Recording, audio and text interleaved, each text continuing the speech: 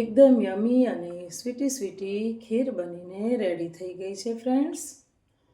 તો ચાલો ખીર ખાવા. હલો ફ્રેન્ડ્સ, રાધે રાધે, જય દ્વારકાધીશ, જય માતાજી. Welcome back to Jignaba kitchen.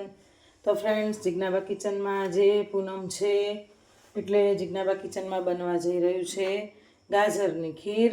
તો તેના માટે મેં અહીંયા એક નંગ સરસ ગાજર લઈ લીધું છે.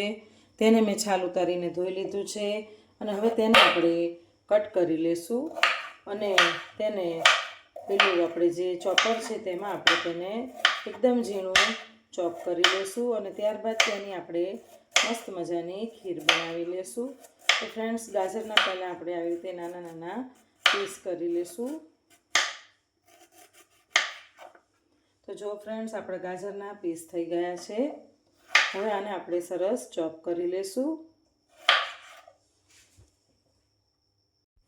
તો ફ્રેન્ડ, તમે જોઈ શકો છો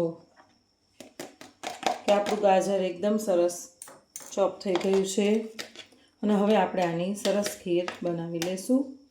ઉપવાસમાં આ ખીર પીએ છીએ એટલે એકદમ પેટ ભરેલું ભરેલું જ રહે છે અને બીજું કંઈ પણ ખાવાની ઈચ્છા પણ નથી થતી. તો ફ્રેન્ડ્સ, તમે પણ જરૂરથી ઉપવાસ હોય ત્યારે આવી ગાજરની ખીર બનાવી લેજો. ખૂબ જ સરસ બને છે.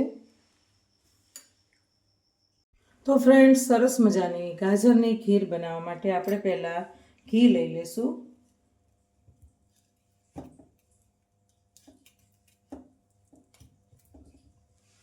તો ફ્રેન્ડ્સ, મેં અહીંયા 2 ચમચી જેટલું ઘી લઈ લીધું છે.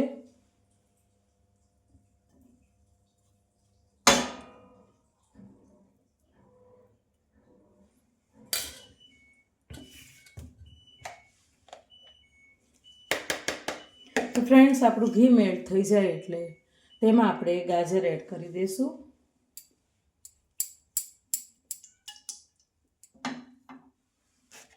તો ફ્રેન્ડ, હવે આપણે આપણા ગાજર તેમાં એડ કરી દઈશું.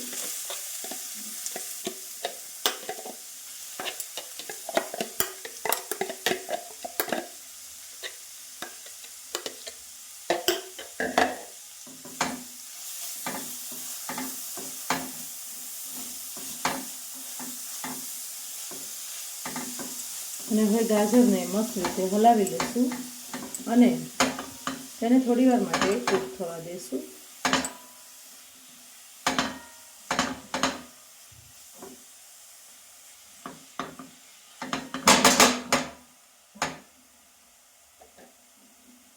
તો ફ્રેન્ડ, આપણા ગાજર સરસ કૂક થઈ રહ્યા છે.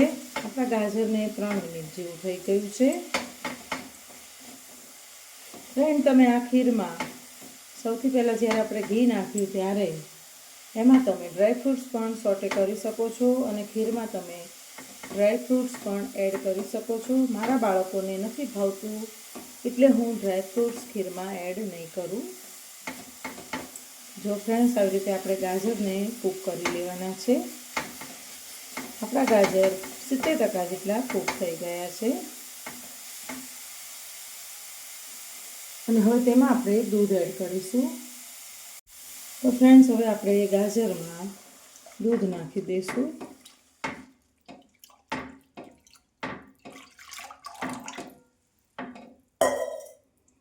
ફ્રેન્ડ, તમે પણ આવી રીતે ગાજરની ખીર બનાવજો. ખૂબ જ સરસ બને છે.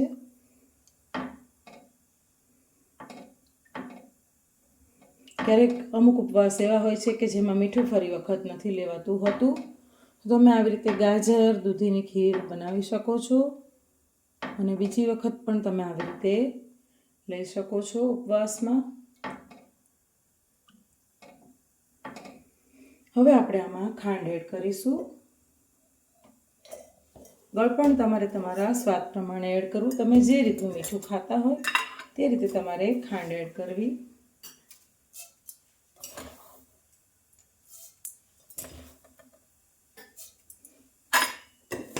મેં અહીંયા 3 ટેબલસ્પૂન જેટલી ખાંડ એડ કરી છે અને હવે આપણે આ બધું જ ઉકળવા દઈશું.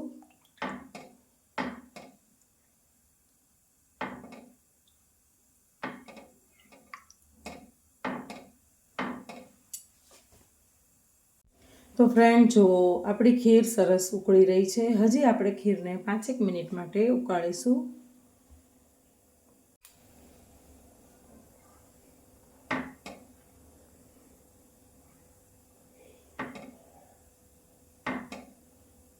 તમે આમાં ઇલાયચી પાવડર પણ એડ કરી શકો છો.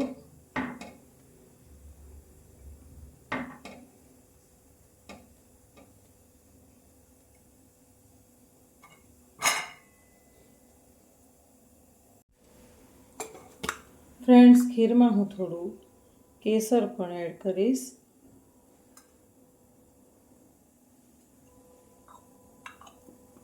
અને થોડો ઇલાયચી પાવડર એડ કરીશ.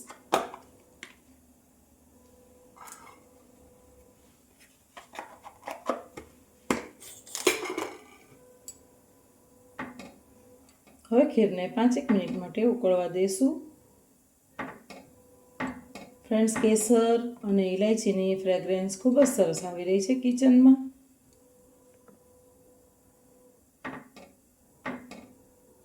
હવે 5 જ મિનિટમાં આપણી ખીર બનીને તૈયાર થઈ જશે.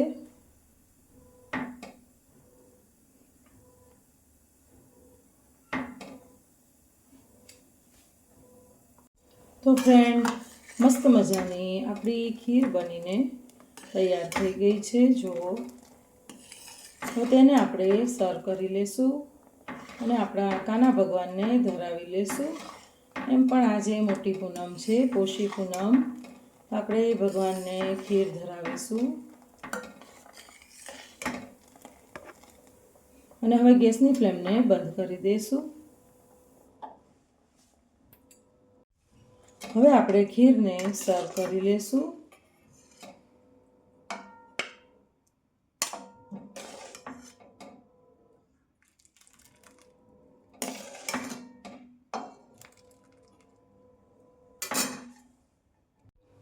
તો છે ને ફ્રેન્ડ, મસ્ત મજાની ઉપવાસમાં ખવાય તેવી ગાજરની ખીર.